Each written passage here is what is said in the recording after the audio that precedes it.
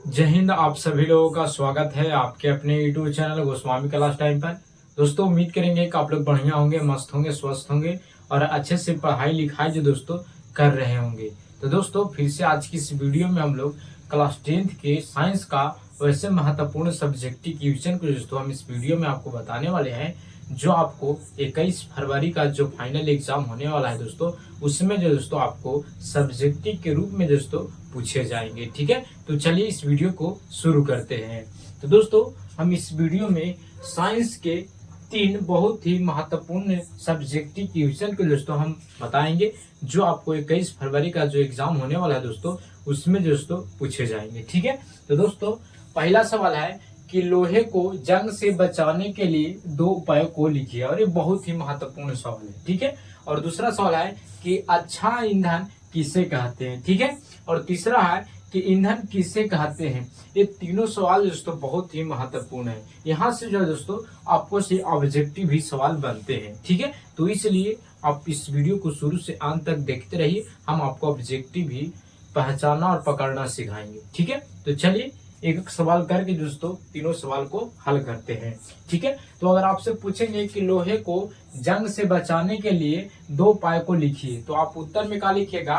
उत्तर में लिखिएगा कि लोहे को जंग से बचाने के लिए निम्नलिखित उपाय, यानी बहुत सारे उपाय हैं। ठीक है, लेकिन आपको सवाल में पूछा है 2 उपाय बताना है। ठीक है, तो आप पहला उपाय लिखिएगा कि लोहे की सतह पर पेंट कर जंग से बचाया जा सकता है। यानी जो लोहे के कोई भी वस्तु हो, अगर उस पर हम पेंट कर देंगे तो क्या होगा कि लोहा जो दोस्तों लोहा पे कोई बाहरी वातावरण से अभिक्रिया न करेगा और जंग नहीं लगेगा। ठीक है, दूसरा है कि लोहे के सतह पर जिंक लेपित कर जंग से बचाया जा सकता है। यानी जो लोहे की सतह होता है उसको पर जिंक लेपित यानी उस पर पेंट करके दोस्तों उसको बचाया जा सकता है। ठीक है, और तीसरा है कि लोहे की सतह पर ग्रीस लगाकर जंग से बचाया जा सकता है। लोहे पर हम लोग क्या करेंगे, जब ग्रीस लगा देंगे तो ग्रीस जो होता है वो तेल की मात्रा होता है, और जानते हैं कि तेल पर दोस्तों कोई भी पानी नहीं टिकता है। ठीक है,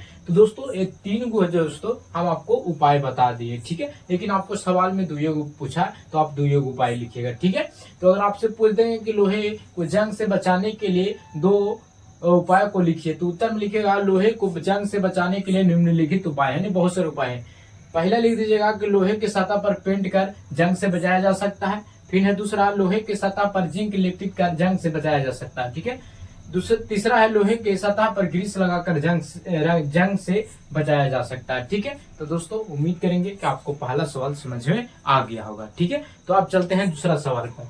दूसरा सवाल है कि अच्छा ईंधन किसे कहते हैं। ठीक है, तो आप उत्तर लिखिएगा वैसा ईंधन जो जलने पर अधिक मात्रा में ऊष्मा उत्पन्न करता है और कम प्रदूषण उत्पन्न करता है, उसे अच्छा ईंधन कहते हैं। यानी अगर आपसे पूछेंगे अच्छा ईंधन किसे कहते हैं, तो ऐसे ईंधन जिसको हम जलाएंगे तो उसको जो दोस्तों अधिक मात्रा में उत्पन्न ऊष्मा देगा, उत्पन्न ऊष्मा होगा। ठीक है, लेकिन जो उससे जो धुआं निकलेगा वो प्रदूषित नहीं रहेगा। ठीक है, जैसे में पेट्रोलियम हो गया, प्राकृतिक गैस आदि। ठीक है, तो अगर आपसे पूछेंगे निम्नलिखित में से कौन अच्छे ईंधन है, तो आप लिखिए, हमारा अगर रहेगा तो आप चुनिएगा, चाहे तो पेट्रोलियम चाहे तो प्राकृतिक गैस।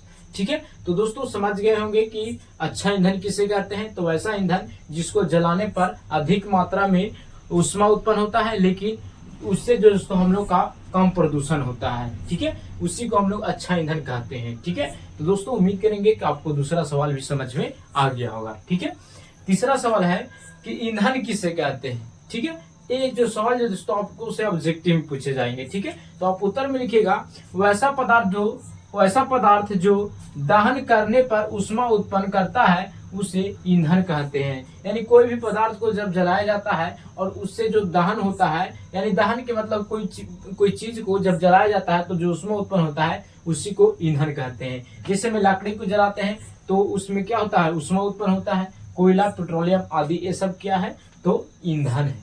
ठीक है, तो दोस्तों ये 3 सवाल बहुत ही महत्वपूर्ण है आपको एग्जाम के देखते हुए। ठीक है, तो दोस्तों अगर आपका भी एग्जाम 21 फरवरी का है तो ये वीडियो दोस्तों आपके लिए बहुत ही महत्वपूर्ण है। ठीक है, तो दोस्तों अगर आपको ये तीनों सवाल अच्छे तरीके से समझ में आ गया होगा तो आप इस वीडियो को लाइक जरूर कीजिएगा।